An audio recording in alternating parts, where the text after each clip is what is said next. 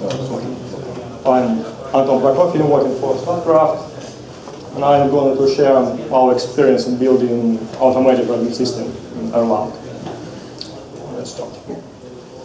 Just small hello from our legal department, and we'll go further. Small quiz. I think everybody knows what this is about. You have it behind your laptop at home, so not surprising. What's about this one? More complex. Any idea? Actually, it's high voltage transformer, that used to convert power to the material. This one is water pipes. Used to pump storages. We could produce power by storing water, or we could pump water back by consuming power. Actually, kind of old technology everybody should know. But what about this one? And nobody hear about these things, I'm pretty sure. And despite the fact that everybody turn on lights, use laptop, charges, nobody hear about this, about these things. And I'm going to talk about it a little bit later. Now we have consumers, we have transformers, and we have reducers. So we have all chains that allow you to have lights turn on your computers. The only thing is missing at the moment, and that is this fancy epic spot, the exchange that allows to trade power. Like unbelievably, but we could do it. There is a market and there is quite some business around it. And we are the company StarCraft. We are located on the producer side and on trading. We produce power and sell it to the customers. StarCraft is a Norwegian company. It was Norway. We have interest all over the world, and majority, of course, it's Norway and Germany, the biggest power market in Europe. And we are in StarCraft Germany, responsible for our conventional generation of 2.6 gigawatt. And on top, we have wind portfolio. That is a hot topic these days. That join a so-called virtual power plant that allow us to steer on, as we end up to having de facto the biggest power plant in Germany, with 7.5 megawatt installed capacity. So, some words about power market, because it exists, but nobody heard about it. First of all, the difference between power market and all other markets like stocks, whatever, is physical delivery. Whatever power produced have to be delivered and have to be consumed. In contrary to the stocks, you can't store the power. What produced have to be consumed. And system have to be balanced, always. And the epic spot is a marketplace where producers means consumer, and we could trade. In Germany, there are two major things happen on the market. First one is day-ahead auction that happen each day at 12 o'clock, and you sell power for next day delivery. And continuous trading where you could adjust your position. So normally, intraday you could trade this hourly product, say from 7 to 8 delivery power, 5 to 10, or you could trade quarter, or you could do blocks. If the most liquid is hourly, everybody trades it. And how it normally looks for the producer side. We have price with our costs, and we plan our production. So we go and ramp up power plant here, produce use peak hours with highest price, and ramp down with evening. Everything perfect. We sold day ahead, could go home. But then intraday market starts. What we could do, if price goes down somewhere, we could buy back and ramp our production. So we save money and optimize our power plants. So far, any question? Okay. Now, about our system. When we start doing it, just was idea to take Erlang, and we collect quite some tools that are very useful. And Kupek because Exchange use it, like Communicate. And some Layer Bar, and these are the people who contribute to these cool tools. Many thanks for us. And how the system works. We have Exchange that have two independent data centers, directly to behind, and communication between them. And we are here, connect to one of them, send other orders, receive data. If one fails, we have to automatically connect to another one. This is the kind of requirements of the exchange, and we was forced to introduce it. It was not so complex due to good flexibility of Erlang. So when we started doing the system, it was cool to use Erlang because you have each start separate the process and do simple things. You could immediately start, do some simple things, then improve it a little bit, improve it a little bit, improve, and so on, so on, so on. And end up having the system that works. Good things, you continuously have system, fine-tune it, and shoot its way. And because we're gonna trade with our system, we should be sure that it's really reliable, and we don't blow up money. So we start simple things. First task was to connect to the exchange and receive some data. Simple, stupid. And we create a small web interface that gives a little bit better view of what goes in the market. Here you could see different contracts, the traded, delivery, bid ask price, spread, and to settle orders. And this kind of messages to, major idea was to be sure the system up and running continuously.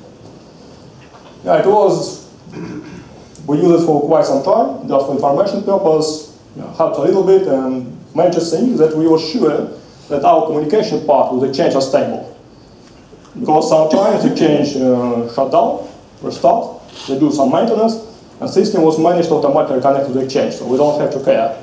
As long as we have power in our computers, we are connected. If something happened, system disconnect. When it's exchange appeared, it's connected automatically. So no maintenance required from our side, it really helps.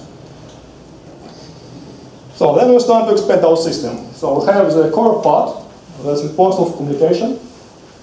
Then we built up our web interface. On top we built up recorder. The idea was to record all the events that happened on the exchange. And then the idea was we could replay it to generate some strategies and backtest our strategies. It happened that we never use it in reality. And to be true, with better we try to spend more time on more useful things. It's a nice option, but probably we shouldn't do it.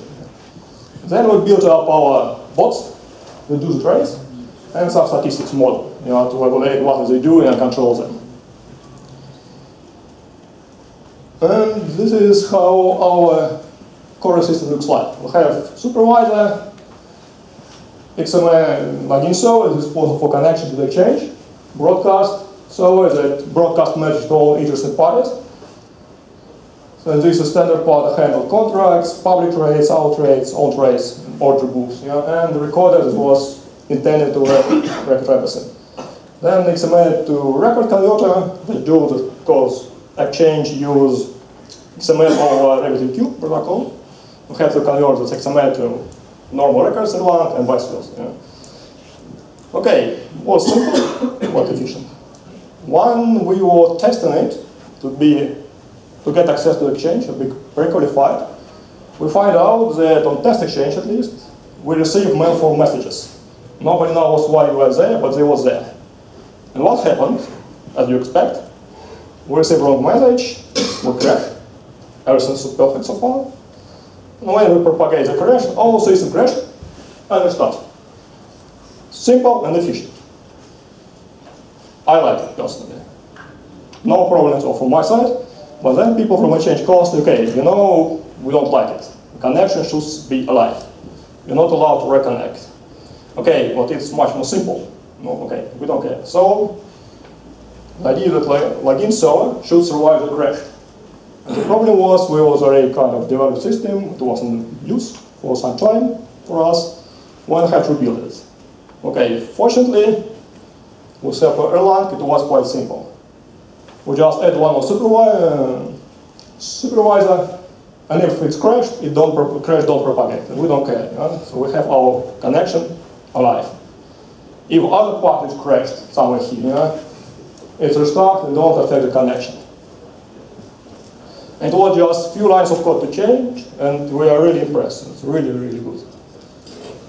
So, over time goes, we start extending our system and up bots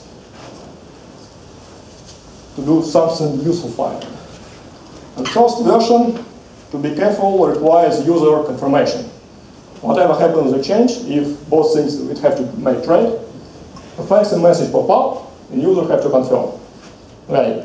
Normally they don't read, but at least we have some security in our system. The problem here is that normally it's pop up on one of the big scroll screen. Your mouse is here, button is here, and you waste a lot of time. So we have to speed it up. And we still want to have the manual control. What we're going to do, we find these fancy things. Yeah? It makes a lot of fun. People crazy, pressing like crazy, and it was really speeded up. And then we are ready to go for the fully automated mode. The only thing to have to remember, nice. Any idea why? You should know, it was in the news. Lite Capital. They have a bug in their software and beyond 440 million. I think nobody wants to be in that place. So, what we did? We have our coolest overlord. It's his major idea to supervise the bots, and if they misbehave, just kill them. Hoping that when the bot restarts, it will behave better, or just block it completely, so it's not restart anymore. And now, how things working? So, from Exchange, we receive a message. I assume there's somebody put a new order. Order propagate to our broadcast server, and then propagate to the subscribers. One goes to the bot, another goes to statistics. Then bot, based on the data and algorithm use, decide whatever action you want to do, and send it to the super overlord that have to decide is it okay or not okay to go with this order. Our superbot requires the statistics that kind of keep track of what bot is doing, how it's behaving, what is its profit and loss, what is position he creates, and so on, and make decision, go or not to go. Probably go, back to login server, back to Exchange. Done. Looks perfect. Unfortunately, life not so simple. Yeah, let's take a closer look. Assume we have these public orders that are available in the market. People are going to buy 50 megawatt 20 euro, the best offer 21 euro for 50 megawatt. This is our order that are already on the market. And now both sell if you want to sell 10 euro or 10 megawatt at 20 euro. The question, should we do it or not to do it? Generally speaking, looks like a profitable deal. But in reality, we should not do it. And the reason is, it's our own bits. And if we start trading with ourselves, it will be blamed for market manipulation. It's not accepted by exchange. So we have to tune our system. When we check what bot is doing, we also have to check on our own private order book. And these things that you kind of figure out only when you develop things. You can't think about it up front. You just do something, try, and then you figure out that you could happen. So now the system looks like this. Until we receive private orders, messages exchanged, and they propagate to our order book, and everything looks perfect and shiny now.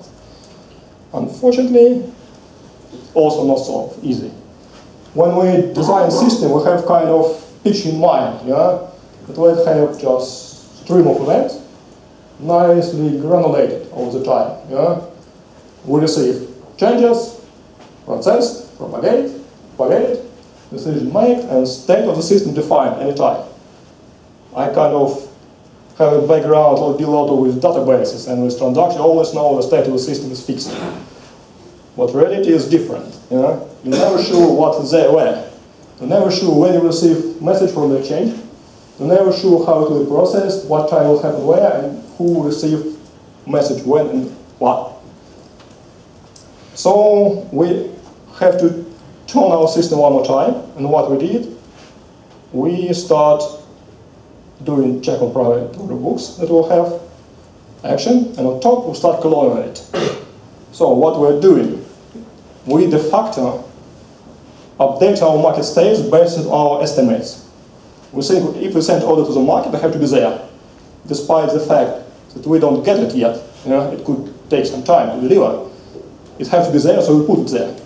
So whenever we do checks, we know that our order already is there.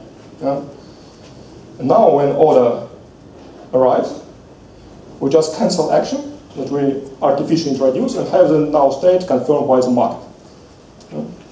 So it could be a little bit tricky, because in reality we don't know the real state of the market.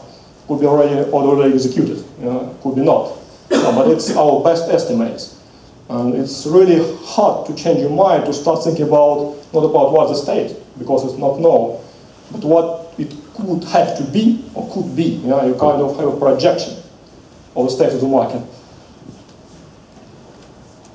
So, now we're really done, and you could figure out that it looks more complicated than it was in the beginning. But fortunately, it's kind of okay. So, some lesson learned. First of all, yeah, Erlang is good, not surprising. Then you should log everything. The most of the time I spend now, I just spend in reading my log files, because to understand what happened, why happened, and what's about. When I was testing the system, I just misspelled the buy and sell site, and sent all the test exchange in wrong direction. And because the kind of possibility for the bot was in the market, it starts sending orders continuously. In a few seconds, I built a huge position immediately, and probably you don't know what to do. You don't know where to run, what to turn off. You just hope it will never happen in production. So lock everything. It's never happened. Then, next lesson, the automated mode is not very fast manual mode. The problem, like for example, with changes in private order books and public order books, never happened when we confirm it manually. Because time that the user need to press the button and send order and receive it was much bigger the time than the actual exchange. But when we start doing the fully automated mode, then part of the events was processed already by the system, and part was still not sent by the exchange. So we immediately were in a situation we don't know the state of the market. We was too fast, and we start reacting on our own events we generate, partially. So with this introduction of this artificial modification of the public order books, we could kind of slow down, not slow down, but kind of change the system to understand what it should be. Dependency is cool things. People design a lot of software, say there are faults, the problem, next update could build. We have experience when we pull latest changes that stop working with our system. I don't know why, so we just fix it with some release version and use it till now. Test it and test it. When it's go live, and if it's really fast and a real money involved, you should be really sure what you're doing. And don't forget, nevertheless, it's not a real mode, because despite the fact that Exchange provides this test exchange, like simulate some orders flow and so on, it's not what happens in reality. In reality, latencies are delayed, more participants, less participants, reacting more actively. So you should be always keep eye on your system, and be sure that you could turn it off if required. Like I mentioned in the beginning, we start thinking about coolest feature like recording all states and then make a player to replay it, develop strategy. A lot of effort was spent and we still don't use it. So better not have it. Just do things that you needed and that allow you to make money as fast as possible. From other point of view, you need some things. And if your things are not flexible enough, you're stuck and have to write probably everything from scratch. So you should find a real balance. And last but not least, the performance. It was a big issue for us at the beginning, but it looks like nowadays we have to take more and more look on it. And when I start talking about performance measurement, I look around a little bit and found a lot of tools. From one point, I have a simple one, try to use timer. And at the moment, I'm not sure that I'm really right, but I use this approach. I have a personal feeling that all these cool tools are designed to show what has happened in the moment with the system. Current load, graphs, cool. But for me, it's useless. It's too fast. The only thing I could do, I could think next morning, maybe just open log file and start thinking about it.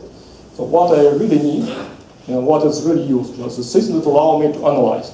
I don't need fancy graph, so I just need analysis to understand what happened, why it happened, what has to be changed. It's not the best approach, probably. So maybe someone could help me with some ideas. And last not least, performance. I figure out that some codes they take this time to execute. It's around 85%, okay. Here kind of also acceptable. But what's this? And to be true, I still don't know how to figure out why it's delayed so heavily and where to look for. So if somebody could help me, please. So, any question? Maybe not question, but but what do you think about switching from analyzing logs to, I don't know, using something like Datadog, define some KPIs which you could trace and define when trigger alarm instead of, I don't know, watching for tons of logs after when it's already too late. I mean, in your case. Okay, alarms is okay, but the problem, okay, I'm not system work 24/7. Yeah, so first we will just look at alarms. And also just if alarms happen, we would like to know what happened before, what was later. Yeah? You really have to understand what was in the market. Because it could be that a lot of orders goes close to the market and they change kind of processing them, cause delay. Could be some other thing. If you just have this alarm, okay, something goes wrong at this point of time, I'm afraid you don't have enough information. Any? What's your transaction rate? Sorry? Your transaction rate? Actually, it's not so high because actually power exchange it's not in kind of range of stock markets or other. Because the total, I think, turnover per hour is average we trade around 4 gigawatt, 4,000 megawatt of power per hour, no, about 24 hours. So, and just 200 participants on the market. So the transactional, and there are, I think, on our system maybe 2 more on the market. So the rest is done by people manually. So it's not so many transactions. And because it's also physical market, with physical delivery, you just trade when you have to adjust the position. For example, wind deviate, and a lot of production in the moment in Germany due to wind, and you have to buy or sell power to be balanced. So it's not like financial market where just continuous flow of orders there.